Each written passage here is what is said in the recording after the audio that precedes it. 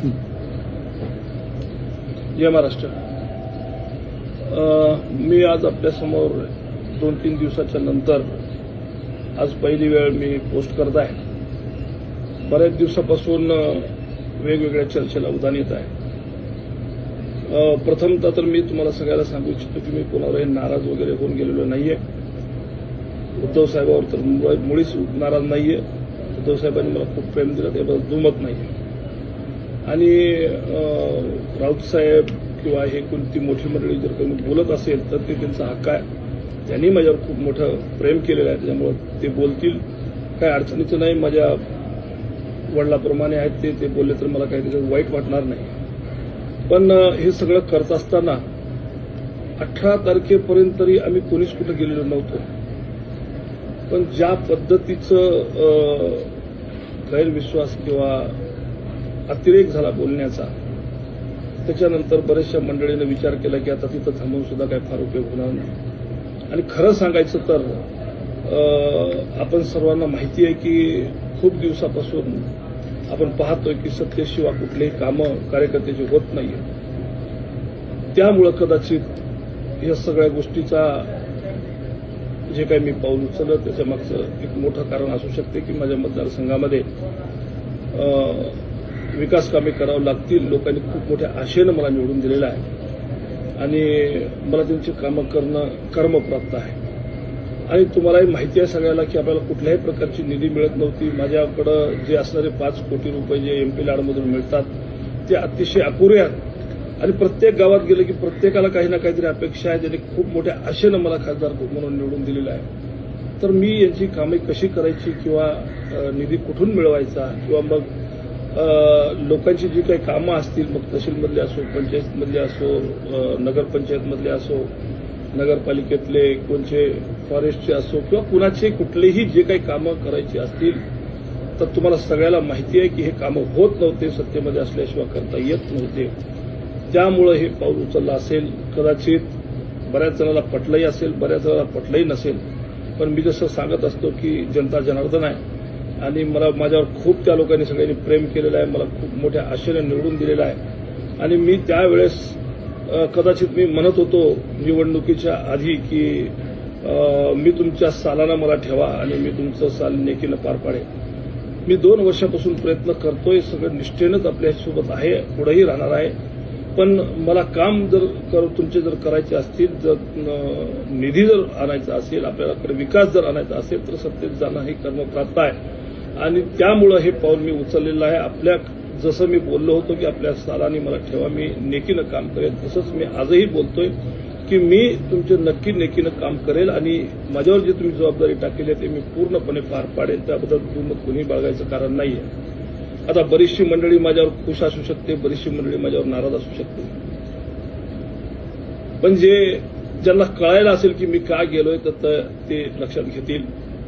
गेल्या जवळपास वडिलांनी राजकारण थांबवलं तसं 17 वर्षापासून तुम्ही मला ओळखता.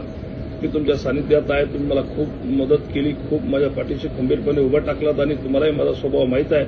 मी कुणालाही सोडणारा माणूस नाही आहे. एकटा अर्धवट गोष्टीमध्ये मी कधी पडत नाही, अर्धवट गोष्टी कोणत्याच करत नाही.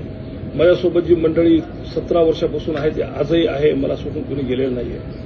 पण कामं होत नसल्यामुळे बरेचसे कार्यकर्ते नजीकच्या काळामध्ये पक्ष सोडून जाऊ लागले आणि कामं होत नसल्यामुळे माझाही म्हणजे पर्याय राहिला नव्हता माझ्याकडे. त्यामुळे मी हे निर्णय घेतला असेल तर काही जण नाराज असतील, काही जण खुश असतील. ठीक आहे, नाराज असले त्यांची मी नाराजी काढण्याचा नक्की प्रयत्न करेन. माझ्या कामातून, माझ्या कार्यातून, माझ्या विकास कामातून मी त्यांना मनवण्याचा प्रयत्न करेन, मी त्यांना रिझवण्याचा प्रयत्न करेन आणि माझ्या कार्यातून त्यांना मी नक्की एका दिवशी त्यांना चांगलं वाटेल आणि ते माझ्यावर खुश होतील असा मी प्रयत्न नक्की करेन. पण जर कोणी नाराज होतच असेल तर त्याला माझा पर्याय नाही. मी सगळ्यांना विनंती करणार आहे की माझ्यासोबत राहा. मला जशी पहिली साथ दिली तशी आताही साथ द्या आणि मी तुम्हाला कुठेही नाराज करणार नाही. मी सगळ्या गोष्टीचा विचार करून गेलो. मी कार्यकर्त्याचा विचार करून गेलो, मी पदाधिकाऱ्याचा विचार करून गेलो. मी सगळ्यांना समान न्याय देण्याचा प्रयत्न करीन. मी सगळ्याला सोबत घेऊन चालण्याचा प्रयत्न करेन. मी कार्यकर्त्याला उभारी देण्याचा प्रयत्न नक्की करेन. आपण जे माझ्यावर विश्वास ठेवला होता आजही विश्वास ठेवा. मी तुमच्या विश्वासाला तडा जाऊ देणार नाही. आणि मी काय दुसरं कुठं गेलेलो नाही आहे. शिवसेनेतून शिवसेनेतच गेलेला आहे. विचारधारेला कधीही बाजूला टाकलेलं नाहीये. विचारधारा सोडून मी कधी वागलेलो नाहीये आणि पुढेही कधी वागणार नाहीये. मी शिवसेनेतच आहे, शिवसेनेतच राहणार आहे. त्यात काही दुमत नाही. विचारधारा मी नाही सोडलेली आहे बांधवांनो, तसेच त्याची काही काळजी करू नका. पण काही मंडळी मी बघतोय की रागाच्या भारामध्ये काहीतरी असंविधानिक बोलतायत. माझी विनंती आहे आपल्याला, हात जोडून विनंती आहे आपल्याला, असंविधानिक नका बोलू.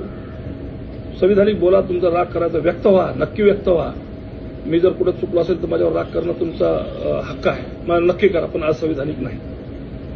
असंविधानिक बोलू नका, विनंती आहे आपल्याला. कारण कसं आहे की एकदा माणसाचे मन तुटल्याच्या नंतर पुन्हा जुटत नसतात. आणि बोलणं हे थोडंसं म्हणजे बोलणं हे शस्त्रापेक्षाही मोठं असतं. एकदा बोलून जातं माणूस, बोलताना पण पुन्हा त्याची भरपाई होत नाही. त्यामुळे कृपया विनंती आहे आपल्याला की असंविधानिक नका बोलू. बाकी आपल्याच गावच्या बाबळीन, आपल्याच गावच्या पोरी आपण सगळेजण वापस एका जागीत असणार आहोत. सगळ्यालाच एकूण एकाच्या सोबत राहावं लागतं, काम करावं लागतं. आणि त्यातल्या त्यात मी आपल्याला सगळ्याला सांगितलेलं आहे की मी आपला ऋणी आहे. माझ्यासोबत जर कोणी यायचं नसेल तरी मी कोणाला आग्रह करणार नाहीये. नका येऊ, पण मी तुमच्यासोबत आहे. तुम्ही माझ्यासोबत जसं होतात तसं मीही तुमच्यासोबत आयुष्यभर राहीन. 3 वर्षासाठी नाही, मी आयुष्यभर तुमच्यासाठी राहीन. तुम्ही जरी मला काही माझ्यासोबत आलं नसेल, मी तुमच्यासोबत नक्की राहीन. आणि त्याच्यासाठी काही कुठल्याही गोष्टीची शंका करण्याचं काही कारण नाही आहे. पण जसं जरी बोलणं आहे ते थोडंसं आपण टाळलं पाहिजे असं माझं मत आहे. बाकी कसं आहे की बरेच लोक वेगवेगळी भाषा करतायत. असं झालं तर तसं, तसं झालं तर तसं. राऊतसाहेब आमचे काल परवा म्हणले की झोडून काढू, हे करू, ते करू. तर ठीक आहे, मोठे माणसं आहेत, माझ्या वडिलाप्रमाणे आहेत, त्यांना काही बोललं तरी चालते. त्यांनी म्हणू द्या, हरकत नाही. पण कसं आहे, झोडायला तोडायला कोणीच कोणाच्या कमी नसते. या सगळ्या गोष्टीचा विचार करूनच माणूस सगळ्या गोष्टी करत असतो. कदाचित न कळत कोणी ना कोणतरी म्हणजे हे यांचं ऐकून असं जर काही करायचा प्रयत्न जरी झाला तर एखाद्या वेळेस सावध नसताना एखादा गोष्ट होऊ शकते. पण त्याच्यानंतरचे परिणाम तुम्हाला माहीत असतील की काय होऊ शकतात.